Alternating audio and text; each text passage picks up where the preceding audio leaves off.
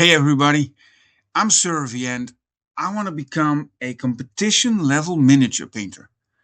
And as you can see, my minis are alright, but someday I want to be, mixing stuff and becoming good enough to stand by the best. But before I'm anywhere close to this, I gotta I gotta start somewhere. And this is my journey.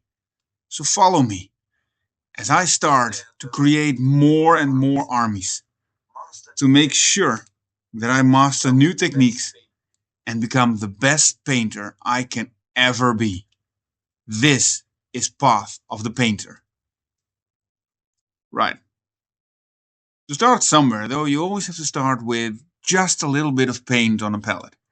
I'm using a wet palette, and before anybody says anything, I've been painting for, let's give or take a year, maybe a year and a half. So I do know some techniques, and I'll show what I know in this first video, because this is going to be the baseline.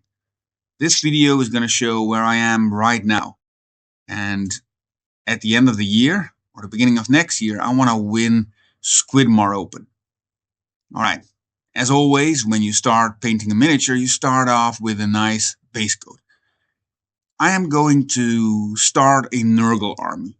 So my first goal will be to get a 2000 point Nurgle army. And this miniature, the baseline miniature, is going to be the first one there, I guess. It's a Beast of Nurgle. I really love the model.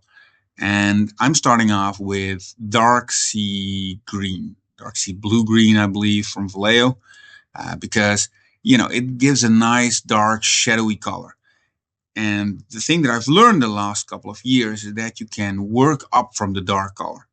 So that means I'm taking a little bit of Japanese Inugi. I don't know the exact name, but I'm just mixing in a little bit of that to get a little bit more color in there. As you can see, when I'm mixing, I make sure that I turn the tip of the brush, and as you can see, I'm actually loading the brush way too much. You don't need that much paint. It doesn't need to be filled to the brim. You just need to take the tip actually. All right, so that's something I definitely have to pay attention to with my next miniature. All right, then one of the hardest parts for me is to find the placement of light. So as I work up with color and I mix a little bit more color in there every little time, I'm going to try and place it on the points where light probably would hit. Like I said, this is something I find very difficult. I do understand the mixing and I do understand what to do with it, but I just don't really ever know where to place light. So I'm just doing what my gut says, what the feeling says. And other painters on YouTube, like Squidmar or Call of Paint. Just always make sure that you do the higher uppy parts or the places where, light would go if you have a light source from above. I don't know. Like I said, I find this difficult. So I'm just trying something out. And I don't know if it looks good, but we'll see that in the end. And I hope that you guys take a moment of your time to actually comment on this video to make sure that I learn about that. So tell me, should the light placement be different? Should I work up more value, or should I make the blends more smooth? I really want to win a competition. So I need your help. So if you take the time to watch the video, please take a moment to comment. All right, I've worked in a little bit more of the yellowy color in there, and I'm gonna work up the bright light a little bit more as well. As you can see, I'm probably doing it on the places that should be dark. I don't know. I find this rough. Like I said, it's the thing that I'm learning. And after, 1.5, 2 years, still don't really get it. Something I do get, though, is that ice yellow is a great color to work up colors as well.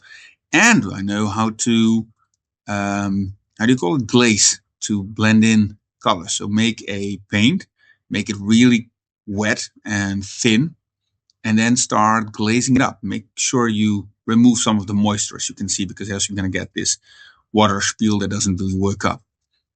And then you start glazing from dark to light in this case. I've done some tutorial videos about that as well, and I know the theory behind it. And in this particular case, I do think that the blending is going just fine.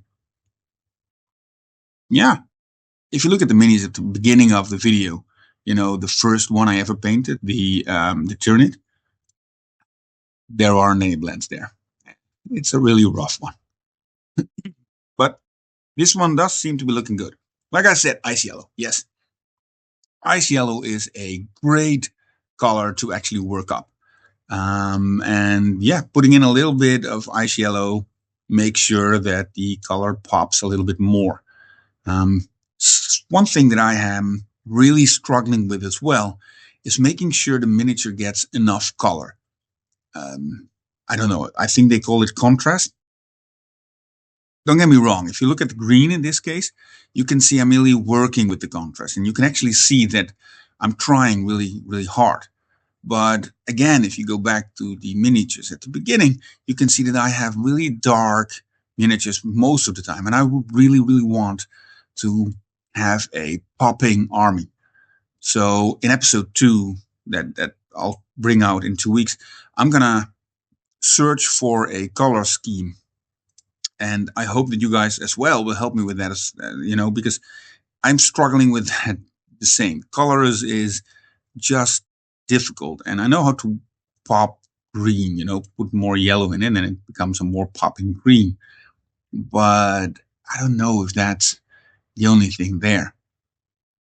I believe that if you go and mixture it with a different dark color, so in this case, you have the green on the height of the snail. I don't know.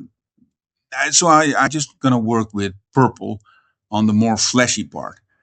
And I'm hoping that the contrast between the green and the purple will kind of work out and make sure that the colors pop. If you understand what I mean with that. Again, in the end, I hope you guys can be the judge of it. The process is the same. I start with a dark color and I slightly transition to a more brighter color. It's not difficult per se in that. It's just, getting the right positions and places where to put the highlights, as you call it, where to put the bright spots. And that's, again, something I really, really struggle with. So if somebody has anything to help me with that, please let me know. Right. Again, like I said, ice yellow, beautiful color to make sure that you get a nice transitional color in there and get a little bit more brighter. And again, taking the places that I'm expecting that should pop. All right. Just for those who are interested in this series that I'm going to bring out, my path to Squidmar Open 2027 or 2026. I don't know quite sure. Well, it's going to be in January 2027. Anyways, for those who are interested in it, I'm going to put down 4 goals for myself. The first one is I want to have a 2,000 point Nurgle army. So I'm gonna, blessed by the grandfather, we're gonna get that. Then another goal is to get a StarCraft army. I love Warhammer. The miniatures are great, but StarCraft is awesome and it's coming out, so I would like to have a StarCraft army as well. A third goal that I'm going to set myself is to actually win a best painted during a competition somewhere. So I'm going to do either a 40K competition somewhere or a kill team, and I want to have best painted. That's something I'm going to put down as a goal. And then the last and final goal is to actually get an award at Squidmar Open.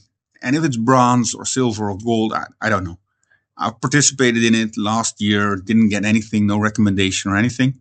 So I really want to step up my game. And I know that doing that requires time and commitment. So this is my public commitment to doing that. On that note, I would like to ask everybody to what miniature would you guys think would be great to enter in the Squidmar Open? So, yeah, if you have some recommendation for that, please let me know. Again, I would love to hear your insights on that. Yeah.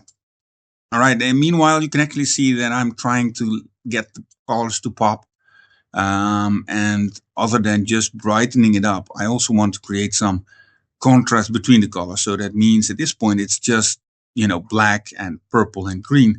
So I'm going to take the boils inside the body of the snail, and I'm going to work them up with the green yellow as well, the sickish green yellow, hopefully creating a little bit more contrast on the front side. And I must say, I really enjoyed this process. I love the way it turned out. Yeah, can't say anything other than that. And then you have all the scratches on his body. I wanted to introduce a new color that pops, and I always love red. Red is something that really draws attention, I think. So I'm going to add some red in there as well. I find it difficult to, know what colors to use. And I know there are a lot of rules with 20, 30, 40 and all that. But I try to go on my feeling, and maybe that's something that I need to adjust. Well, this is the end result. Please let me know what you think of it, because I want to grow. And in the next episode, I'm going to go and create a Nurgle color scheme. So for those who are interested, join me, give me feedback, tell me what you would want to see as a color scheme. Because we all know the standard color scheme, but I want to make something cool, something awesome, something new. All right. That said, I'm going to wish everybody a great day. Enjoy your brushes and keep the paint wet.